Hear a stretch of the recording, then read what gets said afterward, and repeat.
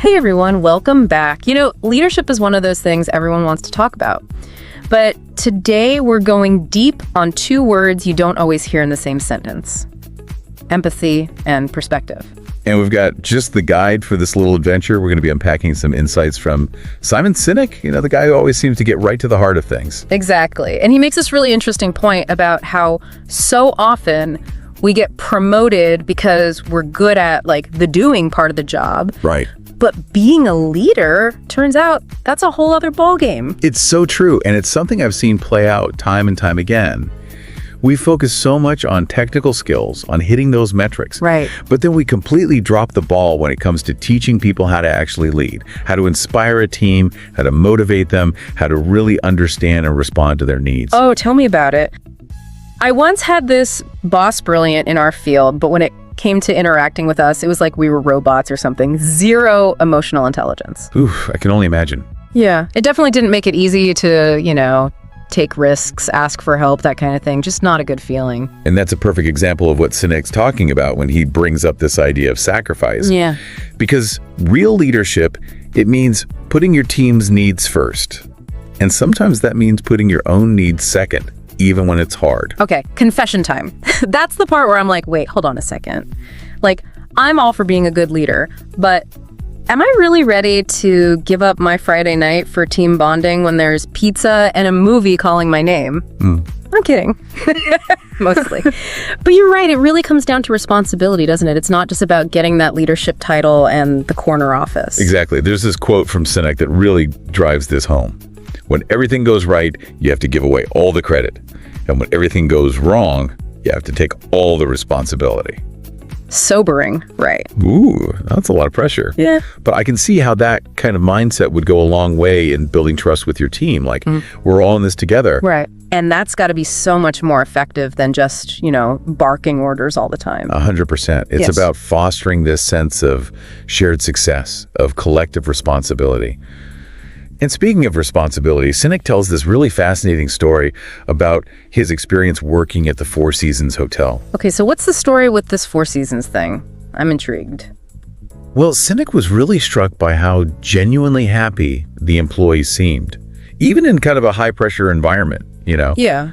And he noticed even in small interactions with managers, there was this different vibe. Less about rules and more about, just genuine care, maybe. Okay, but were they slipping them free room service vouchers or something? What's the secret? Huh? Not quite. But he does talk about this one barista, Noah, who had actually worked at another casino on the Strip too. Oh, interesting. Same guy, totally different environments, and it was night and day in terms of his attitude.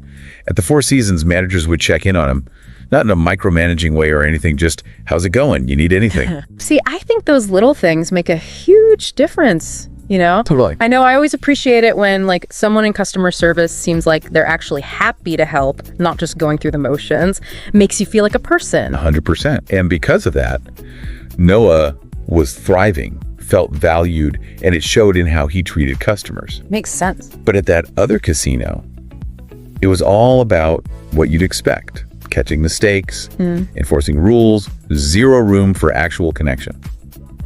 So, same Noah, totally different vibe. It really highlights how much a leader sets the tone for the whole team, doesn't it? For sure. You can hire all the talented people in the world, but if they're stuck in an environment where they can't be themselves, where they don't feel supported, They'll never reach their full potential. Exactly. And that actually brings us to another thing Sinek talks about that I think is so important. This idea of empathy over metrics. Okay. And he doesn't shy away from the tough stuff here. He talks about layoffs, for example. Yeah.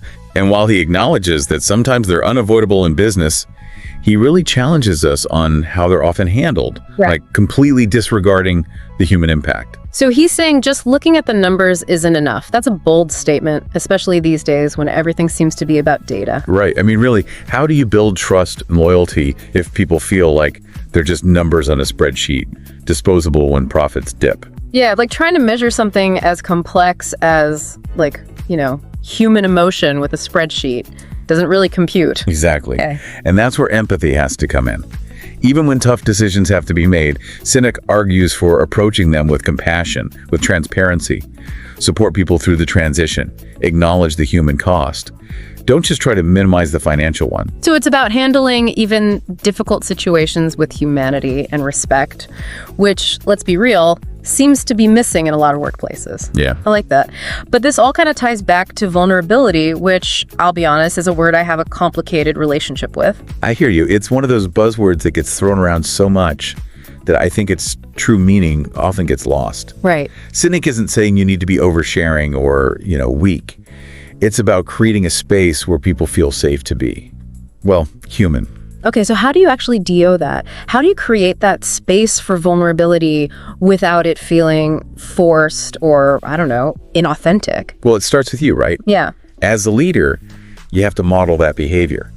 Show your team it's okay to not have all the answers, to make mistakes sometimes, to ask for help when you need it. So it's less about those big sweeping statements about how we embrace vulnerability here. Right. It's more about actually walking the walk, showing them it's safe to be human, even when things get a little messy. Exactly. Think about it. Have you ever had a boss, a leader, someone you really admired who was willing to admit when they messed up? Oh, yeah. It's powerful, right? Totally. It just makes you realize, okay, they're not up on this pedestal all the time, you know? They're down here in the trenches with us. Way more relatable, and it makes you trust them even more. And that's how you build that culture of psychological safety, where people feel seen, heard, supported, like they can bring their whole selves to work.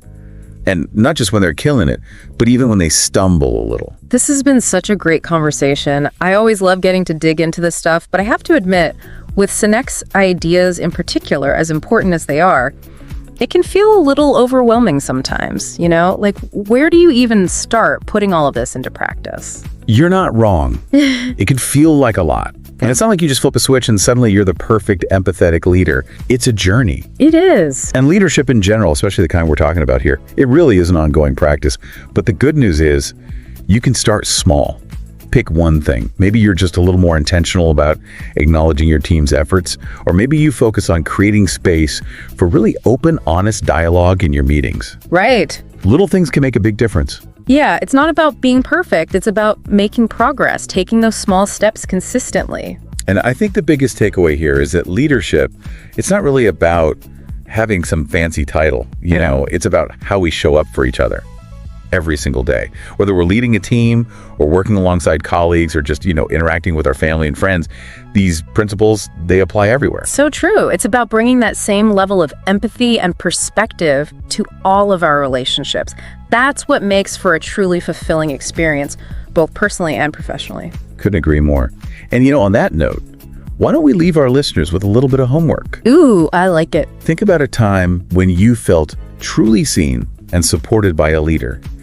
What was it about that person or that situation that made you feel so empowered? And then ask yourself, how can you embody those same qualities in your own interactions? Love it. Food for thought. And with that, we've reached the end of another deep dive. We hope this conversation has sparked some new ideas and maybe even inspired you to embrace the power of empathy and perspective in your own leadership journey. Until next time, keep learning, keep growing, and keep diving deep.